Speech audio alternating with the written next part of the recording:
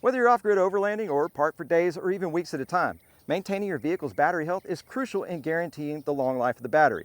Now, imagine having the confidence knowing that your vehicle's battery is passively charging throughout the day, even when you're not around. Well, with plug-and-play, flexible hood and vehicle-mounted solar panels like these from Lensun Solar, and just a period of time exposed to the sun, you can ensure that your vehicle's battery charge stays topped off, reducing or eliminating the chances of a dead battery, even after long periods of time without starting the engine, giving you peace of mind that you'll have reliable power most anytime, anywhere. And that's pretty awesome, especially if you have a vehicle that uses power while being parked.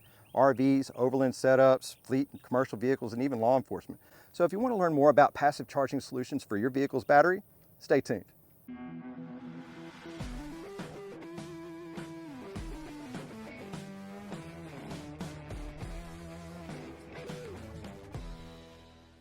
Hey, welcome back to the Gator Overland channel. I'm John, and today we've teamed up with the fantastic folks over at Lensun Solar. Founded in 2010, Lensun Solar is a trusted provider of high-quality solar panels. They design efficient, durable, and versatile products using the latest technology with a focus on sustainability and innovation. They also offer customizable panels tailored to suit the needs of your size, shape, wattage, and voltage. In today's video, I'll be doing a review and install of their 50-watt flexible hood-mounted solar panel specific to the Rubicon hood for the Jeep JL Wrangler JT Gladiator. Now, if you have a different model Jeep or different brand vehicle for that matter, just know that they have panel designs for over 30 different vehicle manufacturers and multiple models within each one of those manufacturers, and wattage outputs all the way up to 170 watts. So it's a very good chance that they will have a panel to suit your vehicle's needs, and everything that I'm going to explain today, as well as the install process, will still be relevant. For your viewing convenience today, this video is timestamped, allowing you to go to any point in this video without having to scroll through. Don't forget to check the description below, as I'll have a specialized Gator Overland link to the Lensun Solar website, as well as a promo code for 10% off. You use the link and it helps out the channel. You use the promo code JUSTGO and you'll save yourself 10% off. It's a win-win. You'll also find Amazon affiliate links for the products used today, as well as contact information should you need to get a hold of me. Let's get started. All right, review time. Now I want to preface, when it comes to doing reviews, I do have a bit of a standard. Whether I purchased it outright or it's a provided item like this, just know that if I'm doing the review, it's something that I have and would consider putting on my vehicle. I don't want to waste anybody's time, and I always try to be as honest and unbiased when it comes to doing these things. So with that said, let's talk about reasons why you might consider hood-mounted solar panels for your vehicle's application. Well, if you have any type of discharge, consumption of power from your battery while your vehicle is off, then this will apply and be very helpful to the long life of your battery. So whether if you're charging vehicle, phones, drones, tablets, you're running your Chinese diesel heaters, or maybe even powering a fridge, all those either combined together separately over a period of time, obviously it will decrease the charge level of the battery to the point where you actually might not be able to restart, or actually effectively decrease the whole life of the battery altogether. Now, having a panel like this applied to your hood is going to be accessible to the sun all day long, providing a bit of a trickle charge all throughout the day. So to give you a real life scenario of how we actually use our, or will be using ours, I have a 12-volt fridge that we keep at the back of our vehicle. When it's operating, it doesn't operate all the time, just know that. When it's operating to come back down to the temperature that we have it set at, it runs at about 2 to 3 amps worth of consumption. Now, this is a 50-watt solar panel, so amps and watts, those are two different things, but they're all involved with the same. And the math conversion between amps to watts is amps times volts equals watts. So the fridge operates at 12 volts, 2 times 12 is 24 watts, and 3 times 12 is 36 watts. So the fridge operates between 24 and 36 watts. This is a 50-watt solar panel. So as you can see, that is more than enough energy coming in from the sun to not only keep the battery at a high or full state of charge, but also power the fridge whenever it's in an on state. Now, when the power of the fridge goes off, you have still all that 50 watts worth of power going into the smart controller here. The smart controller will recognize that the battery is at a full state of charge, and then it will just trickle it periodically while you have all your other things maybe plugged in. So as you can see, sun goes down, maybe have a few cycles of the fridge being on and off and decreasing the battery's charge level, and then in the morning, when you're not even thinking about it, probably still sleeping, it's actually coming up and it's actually recharging the battery and potentially running the fridge at the same time. And that cycle just becomes perpetual. Next, first impressions on construction and durability. Well, if the forecasting of how they package this is anything to do with how long it lasts, then I can expect this thing to hold up to pretty much anything. The packaging was incredible. Not that I rate anything on packaging, but you can guarantee that your product is going to show up the way it's intended to. Now, as far as the material, it's an ETFE polymer Teflon type material, and that's going to be resistant to snow, sun, even probably upwards of hail. I'm not worried about this thing being on the front. As you can see, super thin, and it's flimsy in a robust way, not a flexi breaky type way. So I'm pretty impressed with the construction and material, at least on the solar panel. So moving on to the actual wiring, you can feel that it's a high grade silicone coating, which means it's going to be high grade heat and UV resistant, all the way down to the junction box, which is IP67 rated to be submersible. And you have your male and female MC4 connectors. So I think that's super impressive. Great thing about that is that's a really universal application, and this doesn't have to just go to your battery. You can plug it into a power station or anything like that. Now, as far as the kits go, you can buy just the panel by itself. You can get a panel and controller, or you can do the full array where you have the panel, controller, and your paint protectant film. I think that's a great option to have in the kit for just being able to protect your paint, obviously, but if you ended up having to replace your panel, you don't have all that 3M gooey gunk sitting on top of your hood. It's actually sticking to this, and then, you know, just a nice little barrier. So overall, I think the construction and durability is top notch. Next, I'm going to talk about 6 key benefits for installing one of these on your vehicle. Number 1 is keeping your battery topped off. If you keep it in a constant state of charge, then you can expect to have one less thing to worry about, whether you're on the trail, on the road, or even parking at airports for 2 weeks while you're on vacation. 2, the material it's made out of is going to reduce hood glare. If you do any long periods of time of driving, at some point in time during the day, that sun goes and reflects off your hood. This is going to absorb that light, reducing fatigue on your eyes and giving you a longer period of time of driving without fatigue. 3, it extends battery life. Now this kind of bumps off of number 1, but because it's staying at a constant level of charge, basically anywhere between 85 and 100%, more specific to the lead acid batteries like your starting batteries, but between 85 and 100% charge is where they like to stay healthy. If you start going below that, if you have a constant discharge all the time from a fridge or things like that, you can actually start getting into a bad cell state, and it actually affect the long-term life of the battery, and you don't want that. 4 is space-saving convenience. You can put these pretty much anywhere. These are designed specifically for the hood, but the fact that they stick pretty much anywhere takes up real estate on otherwise unused space. You don't have to invest in any racks for the big conventional frame-style solar panels. 5 is the optional vinyl decal. Now, I touched on this a little while ago. I do think this is a great application to have for this particular install. Again, you can install this directly on the vehicle to any of the surfaces, but having that peace of mind knowing that your paint is going to be protected underneath, I think that is awesome. 6, and most importantly, is it's a plug and play application. You don't have to be technical with electrical or anything with vehicles. Basically, you just put the plugs where they need to go and it's all done. You have the MC4 connectors right here. You have your smart controller, which it also accounts for being cross polarity, so you can't reverse wire it by accident. And it blocks on overcharging. It does a few other things, including Bluetooth, which we'll touch on a little bit later. But as you can see, it's already got the terminals ready to go. It's about 5 foot of cord here, and it's really just dummy proof for the most part. So I think that's a really awesome application for anybody to install. Next, I want to cover 3 special features of the panels themselves. Special feature number 1 is going to be the high efficiency solar cells. They use grade A PERC or PERC monocrystalline cells. They have an efficiency rating of 23.5% at 25 degrees Celsius or 78 degrees Fahrenheit. Now what that means is basically of all the available light that could come through, 23% of that, 23.5% of that is going to convert into solar energy to recharge your batteries. Now, by comparison of 2020, they were about 22% efficiency, so 23.5 is pretty much as good as it gets. Now, special feature number 2 we've already touched on is the ETFE Teflon polymer material. As mentioned, it reduces the amount of glare. The reason why that is, it's a lack of reflection, which means it's going to be all absorption. So it's going to boost that light transmission, and the material itself is going to resist corrosion and UV decay. So basically this thing's going to be around for a while. And number 3 is going to be the lightweight thin construction.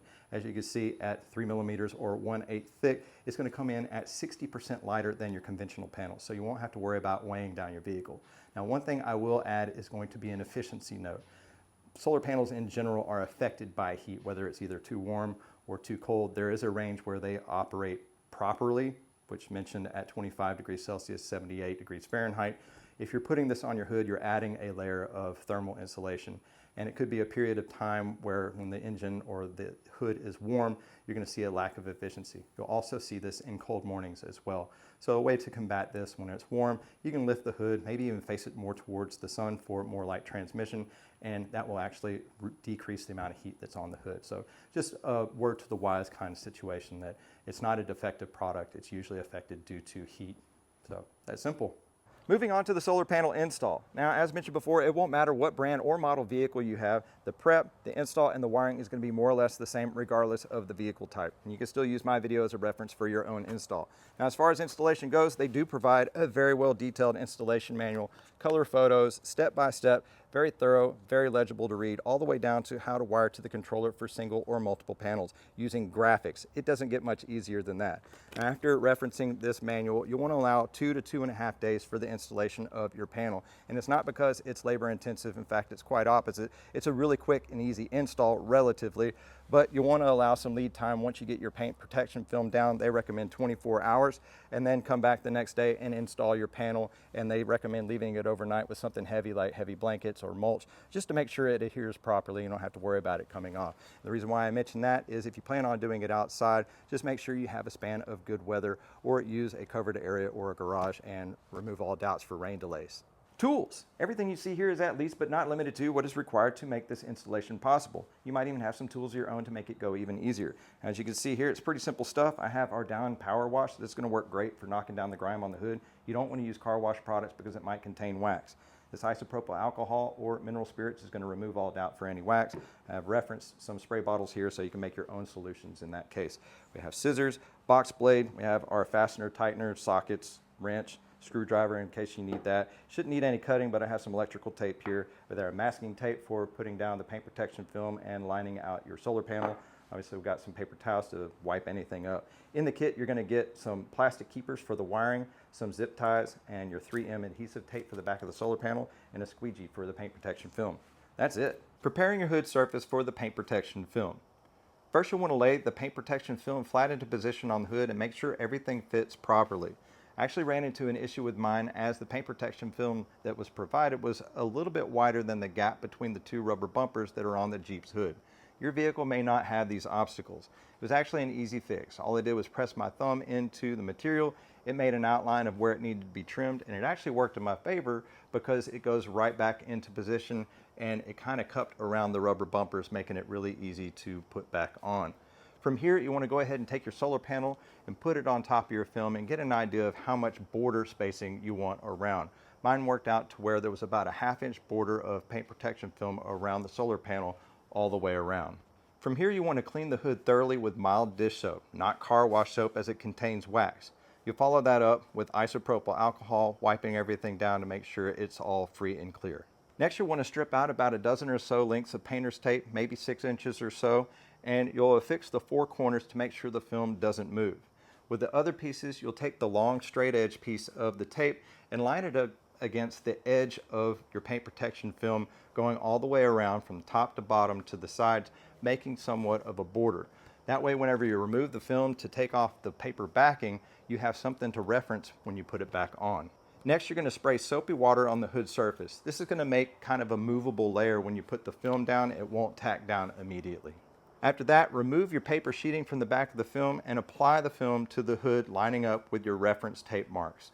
You're going to take your squeegee tool and move all the air bubbles out, starting from the middle and working your way out. Once everything is laying down almost as if it looks like paint, you want to let it set for 24 hours. Now that we have our paint protection film down and we have about 24 hours to burn, now is a good time to prep your solar panel for installation tomorrow. But before we put any stickum on the back side, I want to go ahead and double check to make sure this panel is functioning properly. That way, in the slim chance that it is defective, we don't have to pull this thing back off. It's very simple to do. Get your hands on a multimeter or a power station like an EcoFlow. Then you refer to the back side. There should be a spec sticker on there. For this size panel, you're going to look for the VOC, or the voltage open circuit. And for this size panel, it's rated at 20.65 volts. What you do from there is go out into broad sunlight, not obstructed by any clouds or trees or anything like that, and take your multimeter, switch it to volts, put red to red, black to black, and it should be near that VOC number. Now for a power station, even easier. All you have to do is go directly MC4 connector to MC4 connector. You don't want to go through the controller. This one already has a controller inside of it, and it will display what the input from the solar panel is to the station. Now, it's going to show watts. If you divide those watts by 12, it's going to give you what the amps ratings are. Now, as far as the installation of the 3M stickum tape on the back side, it's going to be probably the same for everyone. Double check your installation manual just to be sure. But this is the top of the panel up towards the windshield wipers, and this is the bottom of the panel down towards the grill. On the back side, you want to make sure that you get it free and clear of debris. Basically use your isopropyl alcohol, wipe it down, make sure that it's all clear. And for the tape installation, you're going to do 3 strips along the bottom side. That's the receiving air wind side of the grill. And then 2 strips up on each other side. And across the middle, you're going to do 3 strips evenly spaced across. That simple. Now that your paint protection film has set for the recommended 24 hours, it's time to install the solar panel to the hood of your vehicle. From here, you can use the same tactics you use for setting the paint protection film by making a painter's tape border all the way around the solar panel so you have some reference marks. From here, you can go down to the bottom of your solar panel or down towards the grill, and using long horizontal strips, you can make yourself a painter's tape hinge. This will allow you to lift the solar panel up, removing the red strips from the back of the 3M double-sided tape and allowing you to go straight back down, hopefully without moving any position. You can still use your reference tapes as a lineup. Once everything is down and flat, you can just press down firmly, working all the way around to make sure all that tack is sticking to the paint protection film. For curved hoods like this Jeep hood, you want to start from the bottom and work up towards the wipers. For flat hoods, you can pretty much place it from any angle you see fit. Wiring and final details. Now that you have your solar panel affixed to the hood, it's time to route the wiring into your engine compartment. Your solar panel is going to come with about a 5-foot lead. You want to put that in the path that goes the closest to your battery. Now, for your solar controller, you're actually going to have about a 3-foot length of negative and positive leads to go to the battery. So you should have sufficient length to go pretty much anything on even bigger vehicles. Now, it might require raising the hood all the way back. For the Jeep, I had to go all the way back to the windshield to allow room gap enough for the MC4 connectors to come into the engine compartment. Now, as far as locating the solar controller, you want to have this up and out of the way of direct engine heat, not down in the engine compartment next to the headers. Somewhere near the electronics should be fine. I put mine on top of the fuse box. Now, from this point, you want to go over to the controller and find the graphic that looks like a light bulb. There'll be 2 wires associated with this, negative and positive. They should be red and black, and they are for low load outputs like low LEDs or fans. I don't intend to use these at all. In fact, I don't think very many people will. Go ahead and tape one of those up and then combine both of them. You just don't want the 2 exposed wires to touch each other. From here, you want to go ahead and grab your positive cable length and find the inline fuse, remove the 15 amp fuse and set it aside until you get everything wired up. After that, you can go ahead and connect your negative and positive leads from the solar controller to the battery and go ahead and connect your MC4 connectors. They're actually negative and positive specific, so you can't get these backwards. After connecting, if your solar panel is exposed to the sun, you may actually see a green blinking light. That's totally fine. That just means it's absorbing energy and the controller recognizes it. Perfect. Now, you might be in the situation where you have an abundance of leftover wiring. You can do it one of 2 ways. You can either bundle it up with electrical tape and stuff it down and out of the way. That's what I'm going to do for now. Or you can get special with it and make all the leads specific to your preferred lengths. You choose. Now, once you have everything tidied up and if you're exposed to the sun, you'll have a green blinking light, and that means it is actually accepting charge, and you'll have a yellow light. That means it recognizes that there is a battery in the circuit and it's functioning properly. If you want to know more about that, you can actually open up the Solar Life BT app. It's a free app that they provide, and you can connect through Bluetooth, and it tells you all the PV ratings, which is the amount of input from the solar panel that is actually coming in from the sun, your battery status, and the amount of load. And it does that in a graph that's over 60 days. It's a pretty cool app, and you can monitor a lot of things. Just in one day, I've actually developed over 80 watt hours worth of energy out of this 50 watt panel, which means it would have run everything. It's really awesome.